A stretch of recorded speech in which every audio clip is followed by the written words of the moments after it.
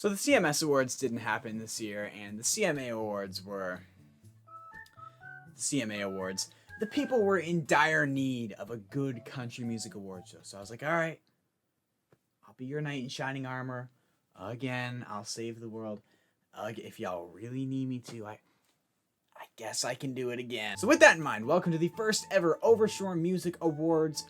Overshore Awards, Overwards. I still haven't really thought of a name for this yet. Drop some ideas in the comments below. I'm sure you guys are a little more creative than me. Now don't get it twisted. Even though this is on my channel and my name is attached to it, I had no part in choosing the nominees or the winners. Nominees were decided by my Instagram followers as well as members of my Discord server, and then I literally just took their picks, slapped them on a Google form, and shipped it out to you guys to vote on the winners. So if you got beef with any of these decisions, if you think someone got snubbed, don't shoot the messenger. All right, take it up with each other. In fact, I actually have beef with some of you guys over some of these decisions. There's like some real head scratchers here. I'm gonna motor through these pretty quickly since there's like 13 awards or something to get through. So just like other award shows, we're gonna work our way up from the small, goofier awards to the big, fancy ones. So without further ado, let's just start.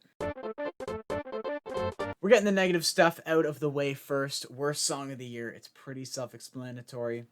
What was the worst song of the year? Well, the nominees are Rolex on a Redneck by Brantley Gilbert featuring Jason Aldean, Ain't Enough Cowboy by Jason Aldean, Y'all Life by Walker Hayes, This Miller Light of Mine by Drew Green, and You Proof by Morgan Wallen.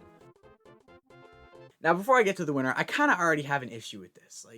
Or a question. Like, was You Proof really that bad? Like, I wasn't crazy about it. I didn't think it was great. It was okay, but like, doesn't it seem like an odd one out amongst these nominees? Like, worst song of the year? I don't know. Anyways, worst song of the year goes to Rolex on a Redneck by Brantley Gilbert and Jason Aldean.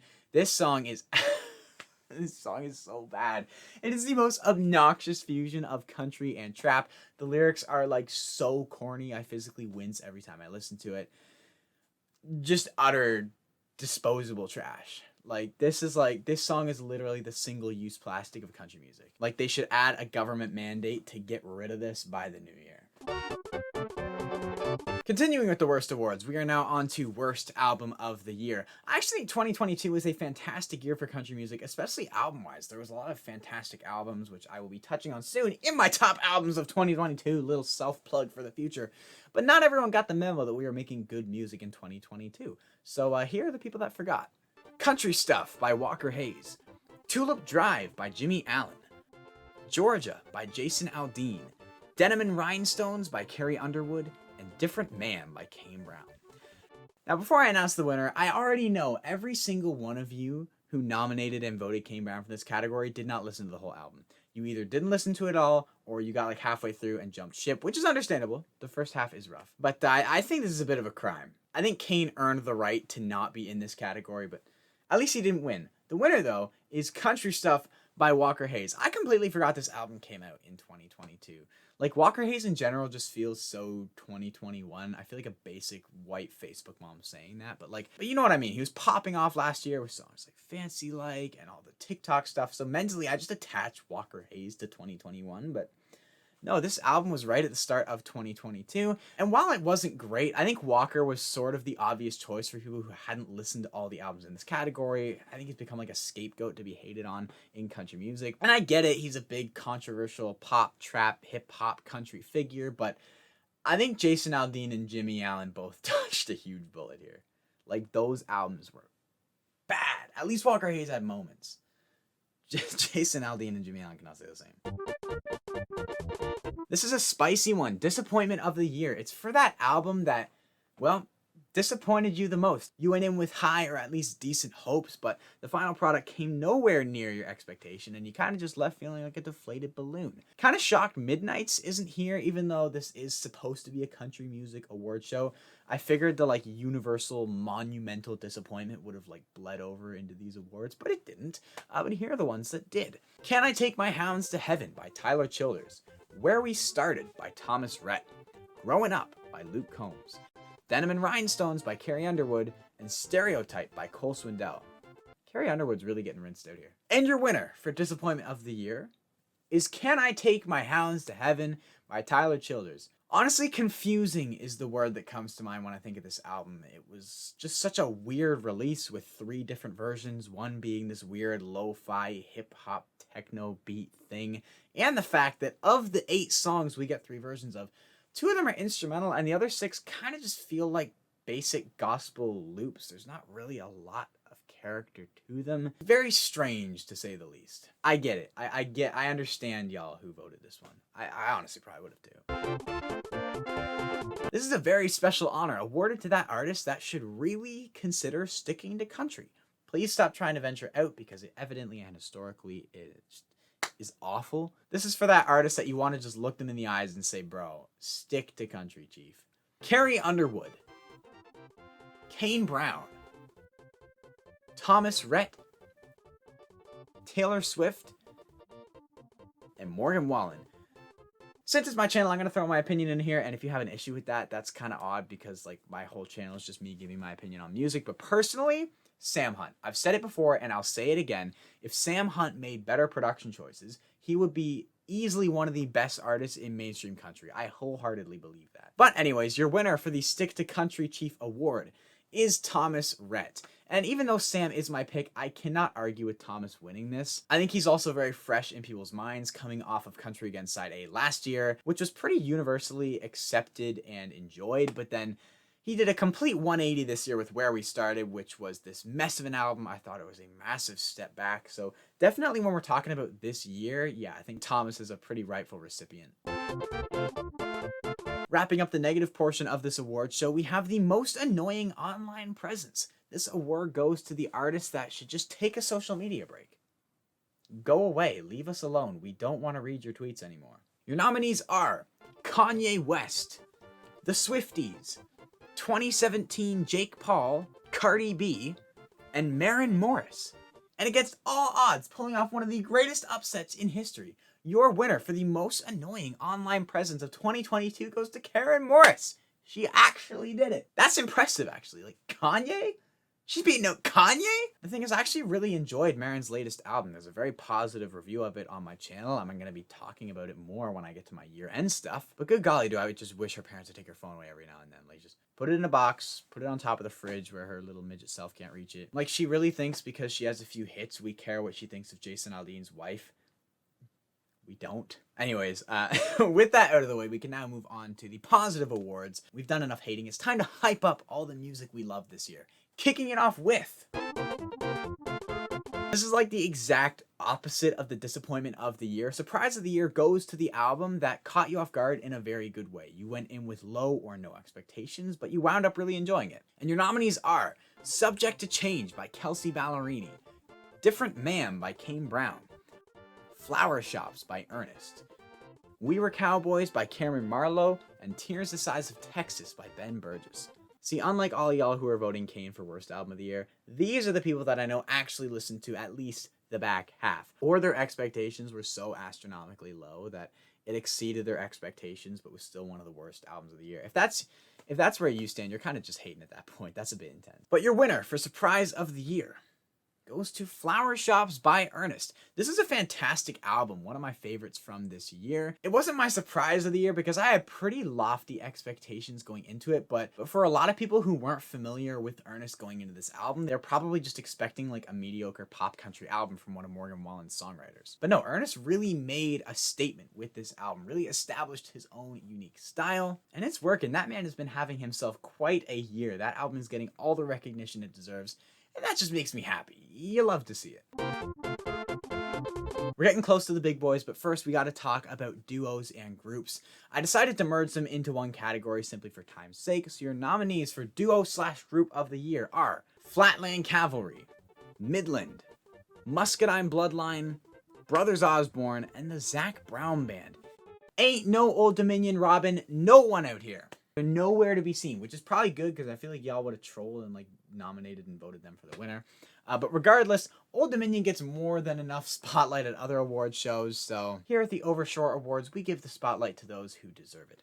And this year, the winner for duo/group of the year goes to Midland. Nobody has been snubbed more than my boys Midland, but we pay them their dues over here on the Overshore channel. We do. Game recognizes game, and Midland had a pretty darn good year, dropping a solid album. Although I can't lie, especially with the merge of duos and groups, I would have been equally happy to see this one go to Muscadine Bloodline. They've had a monstrous year, but congrats to Midland. They finally rightfully beat Old Dominion at an award show. Someone let them know. This is a category I'm very excited for because although there's new up-and-coming emerging artists every single year, 2022 saw a lot of great talent rise up. It was a good year for the up-and-comers, specifically these ones. Bailey Zimmerman, Megan Maroney, Ben Burgess, Drake Milligan, and Cameron Marlowe. And your winner, by quite a margin actually, is Bailey Zimmerman. He has had himself a massive year. Maybe a little more divisive. I know he's not everyone's cup of tea, but scale-wise, he by far had the biggest year of anyone on this list. I mean, Fall in Love is #1 on the radio right now. He's opening for Morgan Wallen on his big up-and-coming tour, which I didn't get tickets for. Not even like pre-sale, verified fan, nothing. Okay. But yeah, if country music had a stock market, I think Bailey Zimmerman's a pretty safe investment here. We're down to the last 5 awards here. We're on to the big boys, which I guess isn't really fitting for this award. But first up, as mentioned, is Female Artist of the Year. And your nominees are Carly Pearce, Kelsey Ballerini, Miranda Lambert, Hailey Whitters, and Lainey Wilson. And the winner for Female Artist of the Year, y'all really got this one right in my opinion, is Lainey Wilson. Just like Carly Pearce seemed to steal the show last year in 2021, 2022 has been all Lainey. Riding off the success of her debut album last year and the massive hit it spawned with Things a Man Ought to Know, she really built on that success, capitalized on every opportunity, now having a role in Yellowstone, which she is using to roll out bonus tracks on her latest album, Bell Bottom Country, which is also doing great numbers for her. Realistically, if this went to anyone but Lainey, I would have had an issue here. Just like the ladies, I'm not going to waste anyone's time with some like fancy wordy introduction. Your nominees for Male Artist of the Year are Jon Pardi, Zach Bryan, Morgan Wallen, Luke Combs, and Hardy. Despite being one of the biggest awards up for grabs here, this is the most lopsided winner. With nearly 60% of the votes, your Male Artist of the Year is Zach Bryan. But like, who else was it ever going to be? Like, to say he had a monstrous year would be like a rude understatement. I would give more thoughts and like congrats to Zach Bryan, but not to spoil anything, but there's a lot of Zach Bryan coming up. Down to the final 3 awards. Song of the Year. Out of every country song in 2022, all the big hit singles, all the deep album cuts, all things considered, what were the best songs of the year? Specifically, what was the singular best country song of 2022? Well, your nominees are Flower Shops by Ernest featuring Morgan Wallen, Something in the Orange by Zach Bryan, Wait in the Truck by Hardy featuring Lainey Wilson, Thought You Should Know by Morgan Wallen, and Heart Like a Truck by Lainey Wilson. If any of you are mathy, you may begin noticing what my analysts backstage are calling a trend.